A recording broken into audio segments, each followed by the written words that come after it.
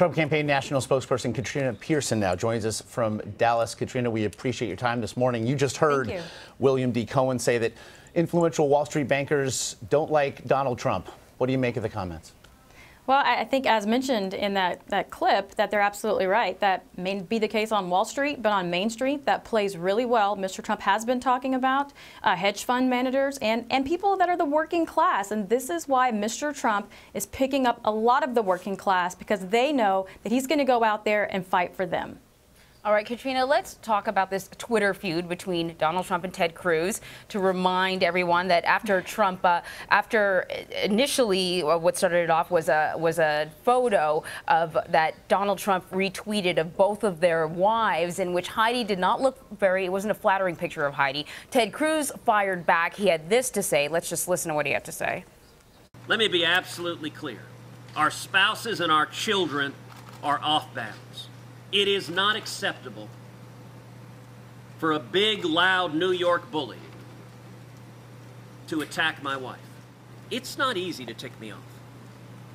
I don't get angry often. But you mess with my wife, you mess with my kids, that'll do it every time. Donald, you're a sniveling coward, and leave Heidi the hell alone.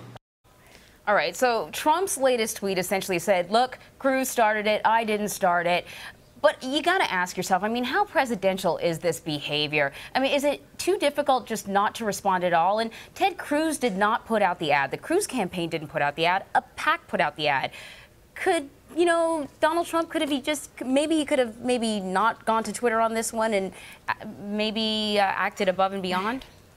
Well, I think there are a number of ways that this could have been handled. But I mean, even at the start of our discussion, you said this started with a photo that Donald Trump retweeted, and that's actually not how it started. And I've been looking at the news coverage across all networks since yesterday, and there was no mention of Melania Trump being attacked, only Heidi Cruz. And I find that fascinating, that it's okay when the wife of Donald Trump is attacked and the presumed attack on Heidi Cruz is somehow the headline. But I will say this, Mr. Trump has said from the beginning that he was against super PACs and has sent cease and desist letters to all the super PACs that tried to open up in his name, and told the candidates, if you do not denounce super PACs, we will hold you, the campaign, accountable for any attacks that come on your behalf. And that's exactly what he did. Katrina, then looking at his response to that super PAC ad in a tweet that Donald Trump sent on Tuesday, saying that he threatened to spill the beans on Heidi Cruz. This was also a tweet that was sent the same day that terrorists killed more than 30 people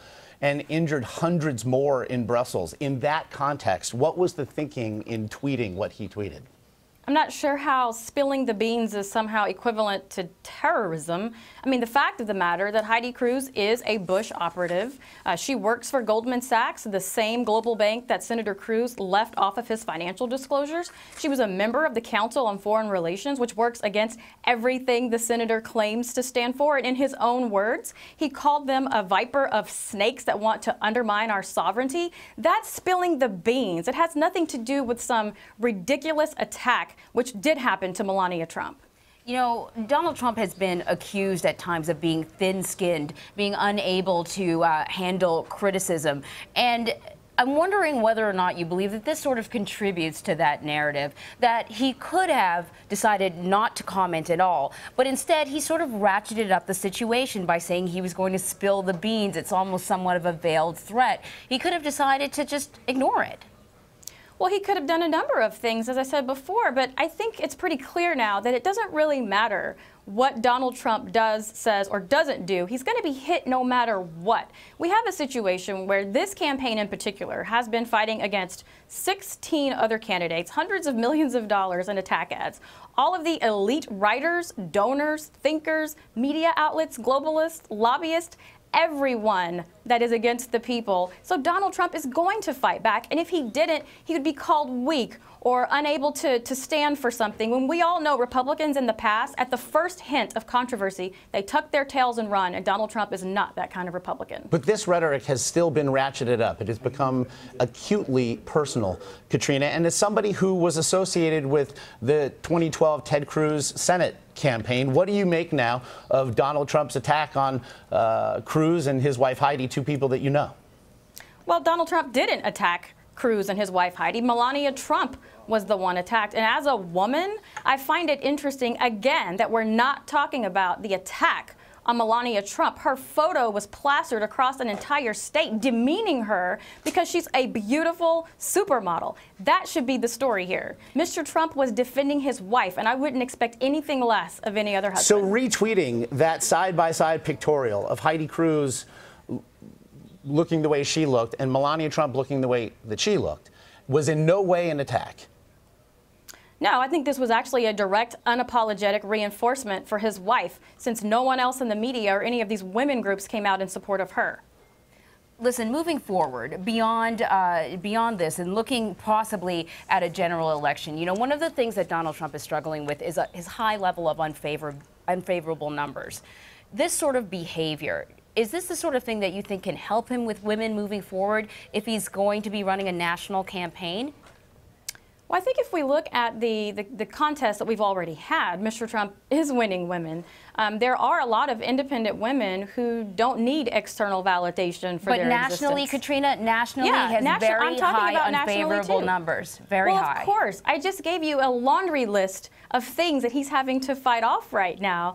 So, of course, it may not be pleasant to some people who haven't been directly involved, but at the same time, moving forward, the campaign is going to continue to put out his message and his policies, and women care more about their children's education, about their futures, and about their safety, and less about what some headline is in the media. Katrina, I'd like to ask you about Donald Trump and his tweeting. To the best of your knowledge, who does Trump's tweeting? Mr. Trump is definitely in charge of his Twitter account as well as everything else in the campaign. By in charge, do you mean that he actually writes the tweets and sends them, or he approves them? Well, I'm not there all the time, but I can tell you that he's definitely in charge of his Twitter account, just as he is with the rest of the campaign. Does he speak to people? Does he have advisors of any nature who discuss his tweets prior to them being sent? Oh, I'm sure they talk all the time. It's a very close-knit group, and they have all kinds of discussions. Okay, we'll leave it there. Trump campaign national spokesperson Katrina Pierson, we appreciate your time today. Great to be here. Thank you.